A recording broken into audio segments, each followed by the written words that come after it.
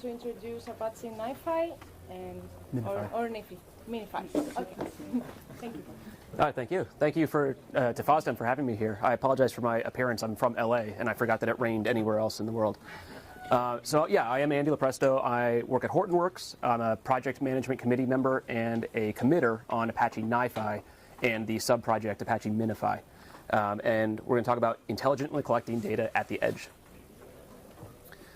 So I don't know if you can quite read this. It's an introduction both to the application and to myself. I have been working on security topics for about 13 years. I joined the NiFi open source team, got here, as I said, from LA, and that's a little bit about me. So we'll talk very briefly about what data flow is and what the challenges involved in collecting that data are. I apologize, this is a fairly long presentation that's been compressed down to combine multiple things. I will stick around afterwards for any questions, but I'm going to go through a little bit quickly today. It's very simple, right? Data flow is getting data from one point to another. We have producers, so that could be computers, log files, it could be devices, it could be user interaction. Send it usually over the internet, and then somebody or something needs to make sense of that data. But it's hard, and it's not the first time this problem has tried to be solved, and many people have tried to do it in many different ways. So the classic example of 14 to 15 standards. Why is moving data effectively hard? Because moving data is not that hard, right? You can just put a modem somewhere and you have data flow. But doing it correctly, doing it effectively, doing it in a way that makes sense for the consumers and producers of that data is very difficult. Like I said, we have standards, we have different formats, we have exactly once delivery, right? Which, if anybody has worked with data before, is a really difficult problem. We have the protocols, the veracity and validity of the information, ensuring security, overcoming security, which, as a security person, I object to this completely accurate statement. Compliance schemas, et cetera, and again, exactly once delivery. So we're going to connect A to B to C, and it's very simple and straightforward. We're going to read log files off of a system. We're going to ingest them into SQL. We're going to collect all that data from a bunch of different instances, put it into a data lake, and run all of our queries and machine learning and modeling and everything on that data, big data. Well, this is easy, right? You write a bash script, put it onto every computer. You have a little bit of Python, and you can script it together, and there you go. Let's look at a model of a courier service. So I guess DHL is the big one over here, right? We've got mobile devices. Everybody has a scanner. They're scanning the packages as they deliver them. There are registers in the store where we're accepting and delivering parcels. We have trucks. We have deliverers. And all this goes to a gateway server that's in each store. And it goes up to a distribution center where we have a cluster. And we even have a data center, right? A professional data center. And we can do all of our machine learning and big data there. So, great. I get all this data. Now, what am I going to do with it? Well, I'm going to throw it into Kafka and use that to send it to Storm and Spark and Flink and Apex and anything else that's on Apache's homepage today. You can send it to any other consumer, right? I mean, somebody is going to want, as soon as you start collecting data, somebody's going to want it. Okay, that's a universal truth. Usually they want the data you don't have yet. That's even harder. So now let's scale this up, because we're going to be an international courier service. And we have people and computers on every different continent, every different corner of the globe. Raise your hand if you want to maintain the Python scripts for that for the rest of your life. So let's talk about Apache NiFi. I've definitely stated some problems. Let's try and solve some. NiFi is an open source project, part of the Apache Software Foundation. It provides a ton of features that are going to be very important for your data flow and data collection. Data buffering is huge. NiFi comes from an area where the importance of data can't be overstated. And protecting that data, but also not losing that data, is really, really important. One of the features that I probably won't get into in too much detail, but back pressure allows you to provide custom configuration so that if some piece of your chain starts slowing down, it can actually send information to the predecessors and inform them of that information and allow them to either prioritize the data that you need and stop sending everything that's just first in, first out. It can start sending it to a different flow and backing it up, putting it into a buffer, all kinds of things you can do with it. That's really valuable. Like I said, prioritized queuing. We have quality of service that can be customized based on the flow. Data provenance is something that I will get into a little bit more detail. We support push and pull models, and it's a visual tool.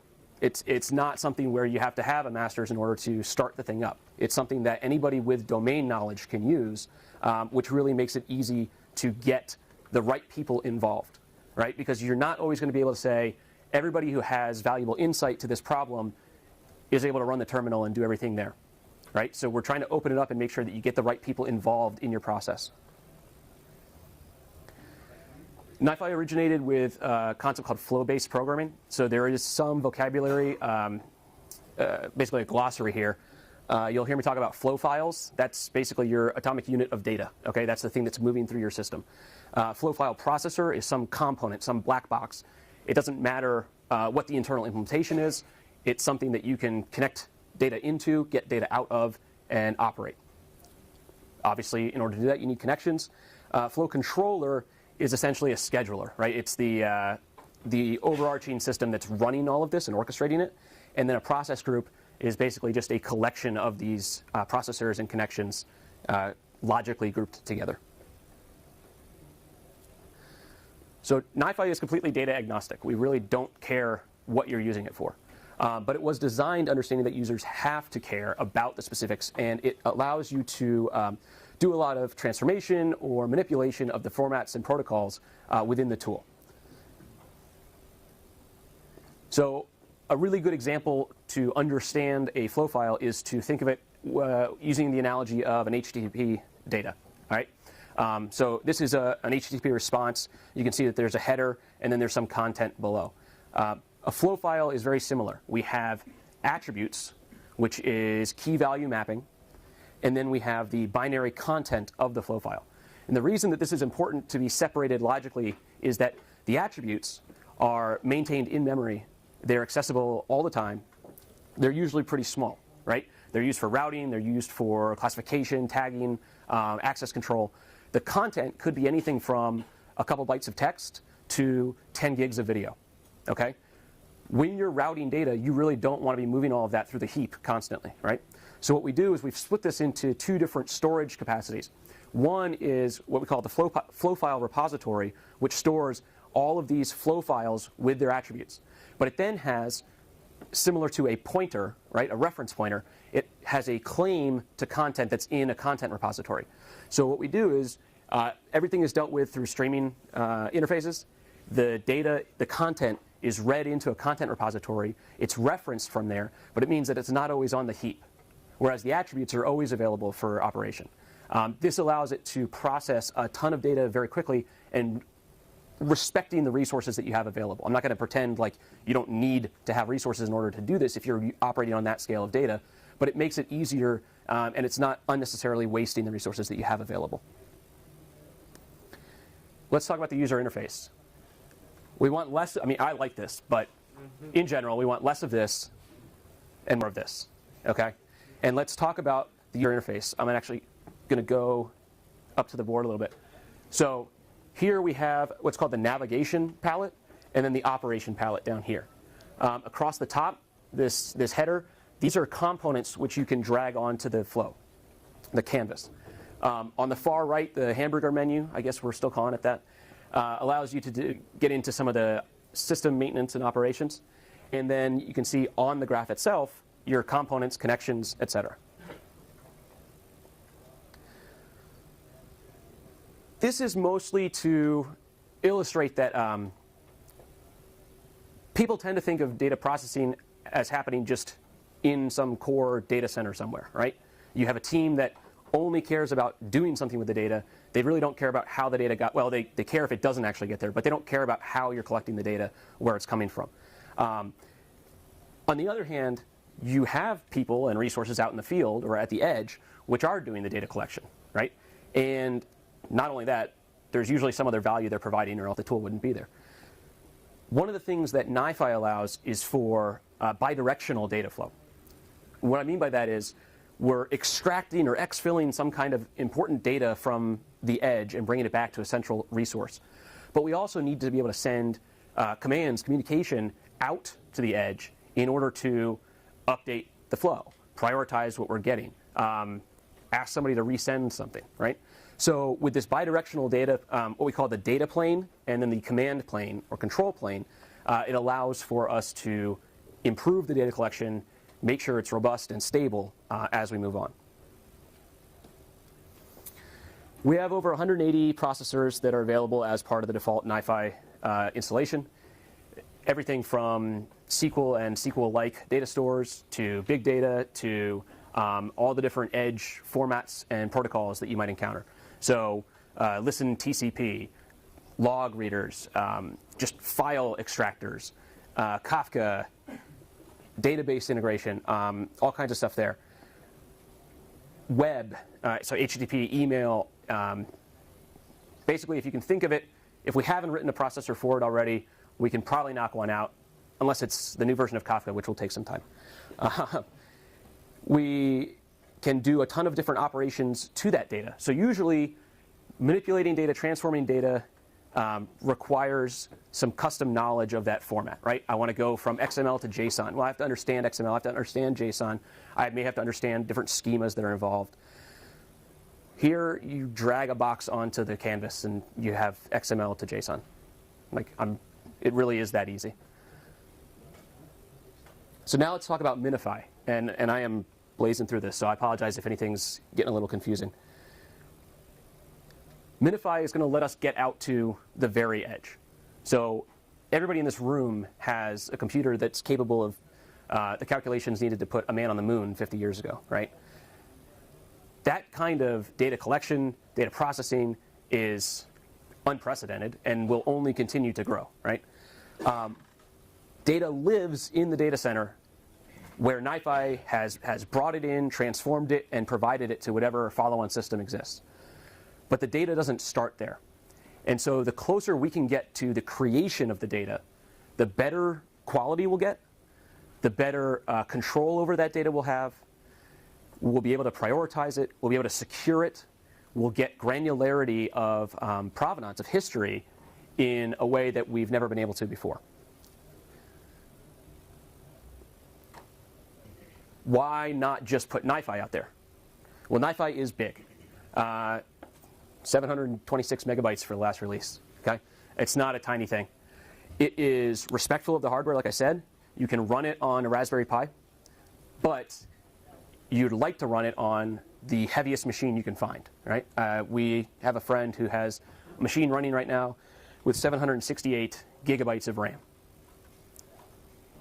And it uses it. But what we'd also like to do is have Minify, where we can put that out onto a client library on somebody's iOS or Android device, on every IoT chip with 6 legs that you can stick on a wall somewhere, on a connected car. NiFi, 726 megs. Minify Java is 45 megs. Okay? Minify C++ is 700 kilobytes. So it's a 1,000 times improvement on space requirement. So one of the things that we did, I'll go into an example here of putting Minify on a connected car. This is a project we did with Qualcomm.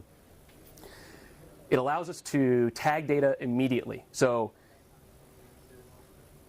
this is a model of the network inside of a car. And I think it's still a little new to a lot of people that your car has computers in it now, and it really can't run without them, unless you have a 50-year-old car. You have the CAN bus, which is your main network within the car. There's usually Ethernet on board. There's also like an interconnect network, and then there's whatever else has yet to be invented, right? Tesla is certainly not stopping on their cars. Every car manufacturer is moving in this direction.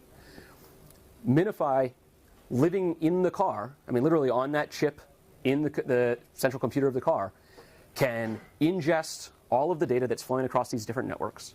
So everything from speed data to brake measurements to GPS, process all of that, tag it, prioritize it, maybe filter stuff out based on geographic location.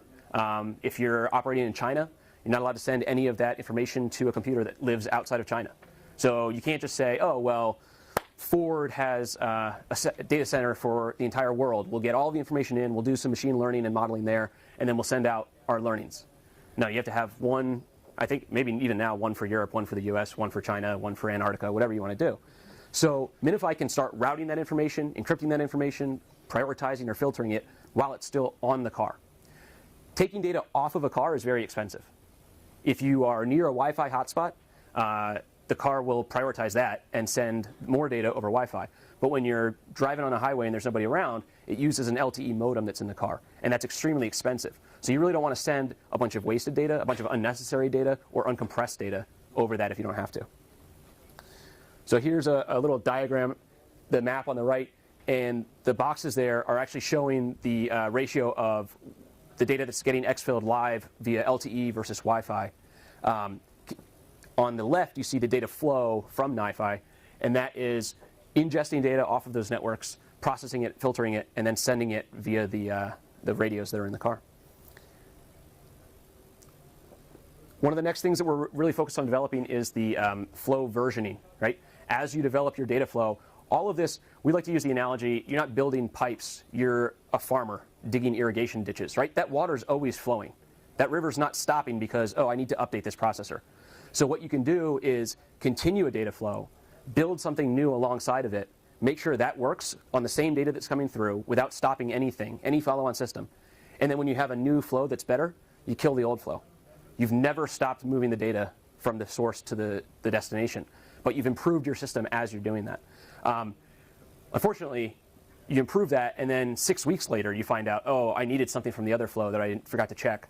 Well, how do you go back to that old one? So that's where flow versioning, whether it's on the 6-week time frame or 6 seconds, right?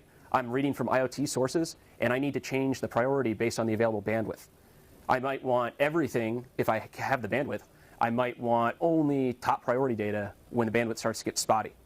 So I can have my control, my command and control system, NiFi, write these rules into my flow, and then send them back to Minify, and not just one instance of Minify, all 6.2 million instances of Minify that are running on that flow.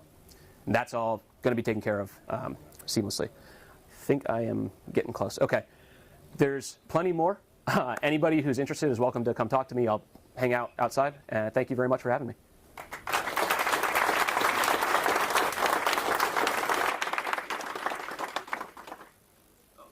Sorry, yeah, question. Is it possible to make queues that are consumer controlled in NiFi? Is it possible to make queues that are consumer controlled in NiFi? I don't understand the question fully, but my answer is yes. Yes, almost definitely. It depends on what specific consumer format you're talking about, but yes. I'm talking about format. I'm talking about it's the consumer who decides if a message reaches him or not. Yes, NiFi will. Contrary of Kafka. Yes, it's the opposite of Kafka. Yes. Yes. Yes. Could you elaborate on delivery guarantees? You mentioned exactly once or twice in the beginning slide and not anymore later. Yeah, the question was about exactly once delivery. NiFi uses what's called a write-ahead log to track all of the data that's flowing through the system. And so it will guarantee exactly once delivery. Here, so that's actually this copy on write. The data is not manipulated in place. The data exists permanently as long as you have storage to hold it. When it gets sent to a follow-on system, it receives a confirmation. It's a two-phase commit signal that the information was received. If it wasn't, NiFi can replay that information to the follow-on system. Yes, in the back. Is it possible to make transformation functions on NiFi on the fly? For example, you told me it's possible to convert from XML to JSON or the other way around. So Sorry, can you repeat that a little louder, please? Is it possible to make transformations on data on the fly? Is it possible to make data transformations on the fly? Yes, that's the whole point of NiFi. I mean, that's one of the whole points of NiFi. So, like format XML to JSON, yes. CSV to parsing records into different atomic units, yes, absolutely. Yes. How about performances versus Kafka versus The question was performance versus Kafka or other systems. That's a whole nother talk. I mean, we could talk about that for an hour. I'll take it offline with you if you want. Absolutely. Yes, in the back. Yeah. What about system requirements for MiFi in embedded devices? System requirements for MiFi in embedded devices. The ability to run C and 700K. MiFi bundles, it's a completely new implementation of the same system. So we have it in both Java on the JVM and a C implementation, bare metal. So RAM, I believe it's 4 megabytes of RAM. Yes? Yeah, you talked about schemaless data format, but how seamless is it to work with schemas, like in Avro or something like that? The question was schemaless versus schemaed formats. Yeah, we have plenty of processors for Avro. We can immediately, there's one literally called infer Avro schema. So you bring in arbitrary data and it will basically build out the schema from that Avro information. Yes? Can you elaborate about the runtime model and deployment? You mentioned two-phase commit and then write a head log, which kind of suggests that maybe it's more like single or not distributed kind of deployment. So, and I'm concerned with how it scale. Sure. The question was two-phase commit, write-ahead log, cluster scaling. Okay. Yeah. Yeah. It scales extremely well. It is built to be a clustered system. So there's an entire cluster coordinator. It uses embedded zookeeper if another instance isn't available. Resource management and allocation is still something that we're continuing to work on, and integrating with like Mesos or Yarn or some other resource manager for that. But NiFi will encapsulate the resource management. It has cluster coordinator and heartbeat and all that kind of stuff as well. Two-phase commit, that's for the follow-on systems to acknowledge that they've received information. The write-ahead log implementation is so that we're, again, the copy on write, so that it's not manipulating data in place. You don't lose the record of what that data was. Was there another one? Okay. So. Okay, one last question, if there is a... No? Okay, let's end this one.